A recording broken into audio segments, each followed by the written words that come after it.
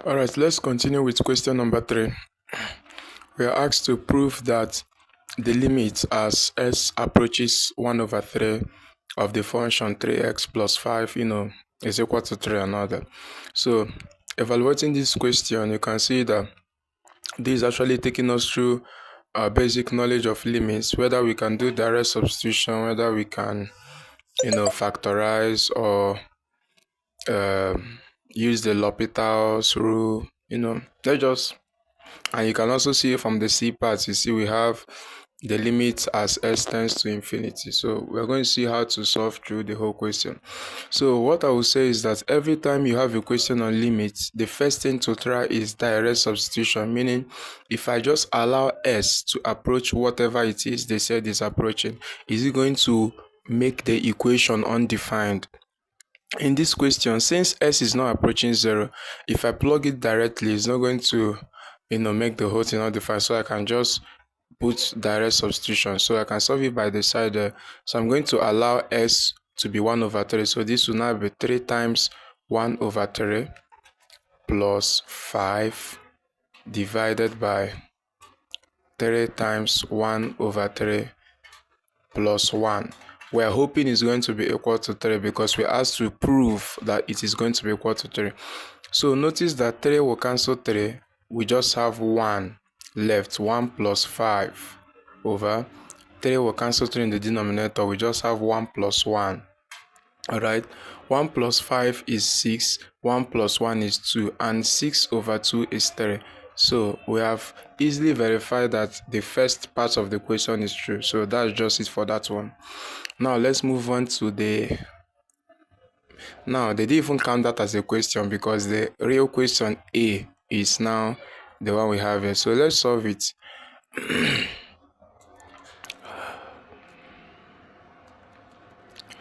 Okay, so the question now, solution to the first part, which is A, we have the limit as s approaches 0 of the function 6x to the 5th plus 4x to the 4th minus 3s cubed plus 123 all divided by 6s to the 4th. Now every time you have the limits, of x approaching 0, if direct substitution wouldn't work, you can always refer to the L'Hopital's theorem, alright, or L'Hopital's rule. Everybody loves it because you just need to keep differentiating the numerator and denominator consecutively until you eliminate the s in the denominator, because you notice that if I put the value of x as 0 here, this is going to be 0 raised to power 4, which is 0. 6 times 0 is 0, and the whole denominator will be 0. It wouldn't work. So direct substitution will lead this to be undefined. So we are going to use the L'Hopital's rule. So let's say that let this be the function. Let's say that y is the whole thing we have there. Okay. This is not cube, please. Okay. What we're going to do now is, remember, you have to differentiate the numerator and the denominator differently, so you're not applying quotient rule. So if I differentiate the first one, I'll call it my y prime, okay, or dy on dx anyhow. So if I differentiate, this is 5 times 6, I'm going to have 30 s raised to power 4 plus 4 times 4 is 16, s raised to power 3 minus 3 times 3 is 9, s squared. If you differentiate a constant, it's going to be 0. Okay. Now divided by 4 times 6 is 24 s cubed. Now I'm going to differentiate again, y prime. 4 times 3 is 12, so I'm going to have 120 s cubed plus 3 times 6 is 18, carry 1, 3 times, that's 48, that's what I'm going to have there, minus 9 times 2 is 18x, okay, divided by 3 times 4 is 12, 3 times 2 is 6, that will give me 72s squared. Wow. So we'll differentiate yet again because we don't want to have any x in the denominator. So I have my y prime. 3 times 12 is 36, so this will be 360 s squared plus, should that be s? Yeah, s squared. Something is wrong, right? Okay, notice that when I differentiated 16s cubed, I still wrote cube here. That should be squared. Please let me correct that. Okay, so this should be squared, please. This should be squared. Okay, now 2 times 8 is 16, carry 1. 2 times 4, 8 plus that one, 96. So this will now be 96x. Differentiate 18x, it will just be 18 all over 2 times 2 is 4, 2 times 7 is 14. So I have 144x. Now you notice that we just need to differentiate the last time to eliminate the x from the denominator. So y prime prime prime prime. Wow. So 2 times 6 is 12, carry 1. 2 times 3 is 6 plus 1, 7. So this will give me 720x plus, okay, 96. Differentiate 96s, you're going to get 96. Differentiate minus 18, which is a constant, is just going to be 0. And then if you differentiate the denominator, you're going to have 144. Now we can now allow x approach 0 because we have eliminated x from the denominator. So setting x as 0, so we're going to now have y of 0. Okay, we're now allowing x to be 0.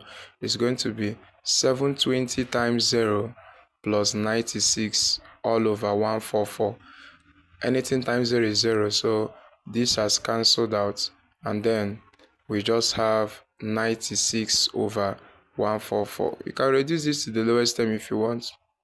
Okay, let's do that. Using 2 to divide. 2 into 9 is 4, remainder 1 into 16 is 8, 48, and 2 here will give you 72. 2 can go again, right? This will give me 24.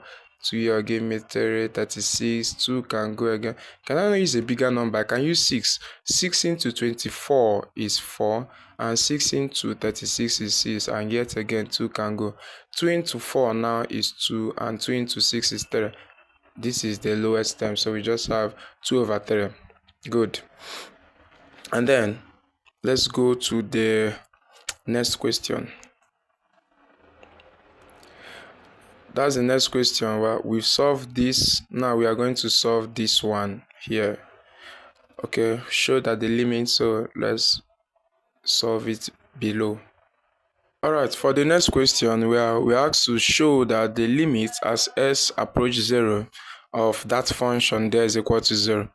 Now, remember, in limit, you always test direct substitution. When you test your direct substitution, as long as the denominator did not become 0, you are good to go. So here you see that we can use direct substitution, right? So if we allow x to approach 0, we're now going to have, instead of x, I'm going to have 0 squared, multiplied by cos 0 divided by 0 squared plus 1. 0 squared is 0, so cos 0 is actually 1 all over. 0 squared is 0, 0 plus 1. So it's going to be 0 times 1 is 0 over 1. So long as the denominator is 1, I'm okay. And then anything, if you divide 0, you're just going to get 0. Alright, 0 divided by 1 is 0, which has verified this guy. So we have shown this relation is true. Now let's go to the C part. Alright, so in this one now, we are asked to show that the limits as, or rather, this is just an evaluation, right? We are not showing anything really. So we just want to evaluate the limit as s tends to infinity. Now, anytime you have this type of question, anytime you are told that x is going towards infinity, the method we use is that we look at the highest power of x, which in this question you see is x raised to the power 4.